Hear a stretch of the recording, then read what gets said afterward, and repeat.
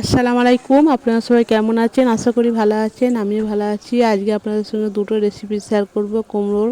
একটা কুমড়োর ঘন্ট আর একটা কুমড়োর ঝোল দিয়ে উচ্ছে ভাজি করেছি, সেটা শেয়ার করব। পুরো ভিডিওটা স্কিপ না করে দেখবেন, আশা করি ভালো লাগবে। চলুন রান্নাটা শুরু করছি। দেখুন, এখানে কড়াইয়ে প্রথমে আমি তেল দিয়ে দিচ্ছি, সাদা তেল। পুরোটাই আমি সাদা তেলে রান্না করব, আপনারা তাহলে সরষের তেলেও করতে পারেন। এখানে প্রথমে আলু দিয়ে দিচ্ছি। আলুটা লবণ হলুদ দিয়ে হালকা করে একটু ভেজে নেব। এবার লবণ দিয়ে দিচ্ছি, হলুদ দিয়ে দেবো, দিয়ে ভালো করে ভেজে নিতে হবে। পুরো এখন সিম্পলভাবে সহজ কিছু মশলা দিয়ে ঘরোয়াভাবে রান্না করেছি, একদম অন্য এক্সট্রা মশলা ছাড়াই। দেখুন, আলুটা এইভাবে ভাজা হয়ে যাওয়ার পরে কুমড়োটা দিয়ে দিচ্ছি, কেটে রাখা কুমড়ো। আলুটাকে আগে ভালো করে একটু হালকা করে ভেজে নিতে হবে, তারপর কুমড়োটা দিতে হবে। আর আঁচটা কিন্তু এই অবস্থায় থাকবে হাই ফ্লেমে, নাই কুমড়োটা আসতে থাকলে কুমড়োটা কিন্তু গলে যাবে, সেদ্ধ হয়ে যাবে। ওই জন্য আঁচটা ভালো করে দিয়ে কুমড়োর আলু একসঙ্গে ভেজে নিতে হবে।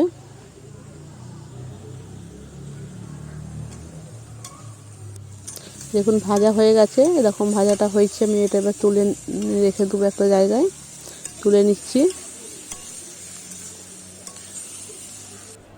একটা জায়গায় তুলে নিয়েছি। আবার ওই কড়াতেই আবার সামান্য একটু তেল দিয়ে দিচ্ছি।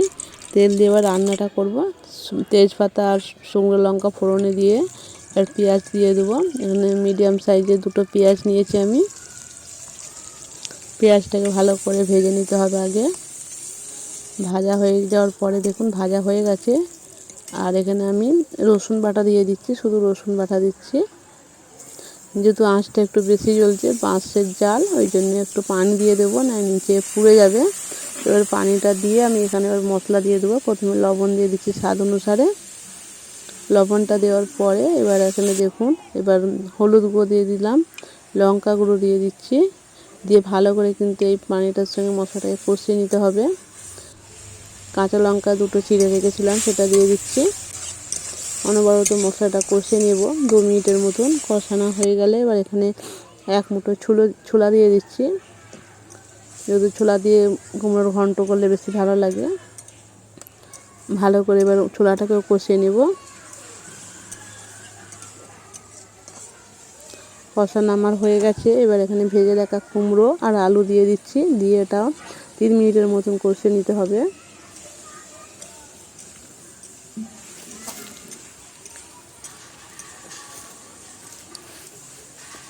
যত ভালো করে কষাবেন, জিনিসটা টেস্ট যত সুন্দর হবে।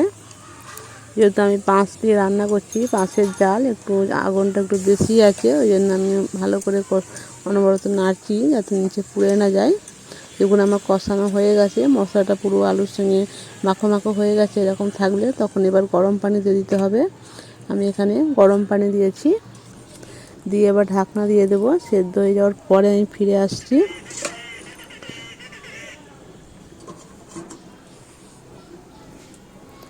ঢাকনা খুলে দেখুন, আলু আর কুমড়ো সবই সেদ্ধ হয়ে গেছে। এবার এখানে আমি কিছু মশলা দিয়ে দিচ্ছি। প্রথমে দিয়ে দেবো ধনিয়া গুঁড়ো, তারপর জিরা গুঁড়ো দিয়ে দিচ্ছি। তারপর এখানে আমি দিয়ে দেবো চিনি 1 চামচ, চা চামচে 1 চামচ দিচ্ছি। তারপর এখানে গরম মশলা দিয়ে দিচ্ছি সামান্য, চা চামচের 1/2 চামচ গরম মশলা দিয়ে দিচ্ছি। দিয়ে ভালো করে নাড়াচাড়া করে নেব। নাড়াচাড়া করে উনুনে বসিয়ে রাখবো কিছুক্ষণ। এখন আর কিছু জাল আমি দেবো না, এমনি উনুনেই 5 মিনিট বসানো থাকবে। আঁচটা পুরো একদম লোতে থাকবে। 5 মিনিট এইভাবে রান্না করে নিতে হবে।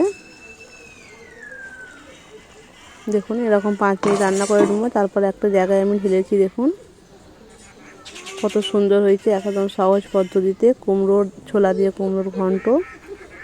আর একটা রেসিপি দেখুন, কুমড়োর ঝোল আমরা অনেক সময় ফেলে দিই, একটু মোটা মোটা করে কেটে নিতে হবে। যেরকম আলু ভাজি হয়, তার সঙ্গে একটা আলু কেটে নিয়েছি ঝোল সমেত। আর এখানে উচ্ছে নিয়েছি। এবার কড়াইয়ে দেখুন তেল দিয়ে দিচ্ছি। তেলটা ভালোভাবে গরম করে নেব। প্রথমে আমি উচ্ছেটাকে দিয়ে দিচ্ছি।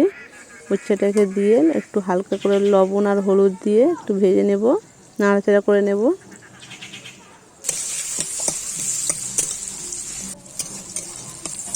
2 মিনিট নাড়াচাড়া করার পরে আমি এখানে এবার দিয়ে দেবো কেটে রাখা আলু আর কুমড়োর ঝোল। কুমড়োর ঝোলটা কিন্তু একটু মোটা মোটা করে, যখন কুমড়ো ছিলবেন একটু মোটা করে কাটলে খেতে ভালো লাগবে, একদম পাতলা না হয়, একটু বেশি করে মোটা করে ঝোলটা তুলতে হবে, তবে ভাজি করলে ভালো লাগবে। এখানে আমি পেঁয়াজ রসুন দিয়ে দিয়েছি, কাঁচা লঙ্কা দিয়ে দিলাম, হলুদ গুঁড়ো, লবণ আর লঙ্কা গুঁড়ো দিয়ে ভালো করে সব মশলাগুলো দিয়ে দিয়েছি। এবার ঢাকনা দিয়ে কিছুক্ষণ 2-3 মিনিট নাড়াচাড়া করতে হবে। এই করলে খুব কম সময়ের মধ্যে 5 মিনিটের মধ্যে কিন্তু এই ভাজিটা হয়ে যায়। দেখুন আমার ভাজি হয়ে গেছে। এই ভাজিতে কিন্তু অর্ধেক ভাত খাওয়া হয়ে যাবে। একবার অবশ্যই করে দেখবেন এই রেসিপিটা, এটা দিয়ে কিন্তু অর্ধেক ভাত খাওয়া হয়ে যাবে। আমি এখানে ভিডিও শেষ করছি। সবাই ভালো থাকুন, সুস্থ থাকুন।